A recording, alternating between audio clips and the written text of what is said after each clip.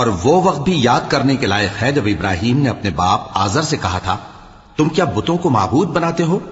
मैं देखता हूं कि तुम और तुम्हारी कौम खुली गुमराही में हो। और हम इस तरह इब्राहिम को आसमानों और जमीन के अजायबात दिखाने लगे ताकि वो खूब यकीन करने वालों में हो जाएं। यानी जब रात ने उनको पर्दाए तारीकी से ढांप लिया तो आसमान में एक सितारा नजर पड़ा। कहने लगे ये मेरा परवरदिगार है। जब वो गायब हो गया तो कहने लगे कि मुझे गायब हो जाने वाले तो पसंद नहीं। फिर जब चांद को देखा कि चमक रहा है तो कहने लगे ये मेरा परवरदिगार है। लेकिन जब वो भी छुप गया तो बोल उठे कि अगर मेरा परवरदिगार मुझे सीधा रास्ता नहीं दिखाएगा तो मैं उन लोगों में हो जाऊंगा जो भटक रहे हैं। फिर जब सूरज को देखा कि जगमगा रहा है तो कहने लगे मेरा परवरदिगार ये है, ये सबसे बड़ा है।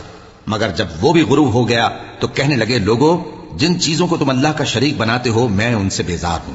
मैंने सबसे यकसू होकर अपने आप को उसी जात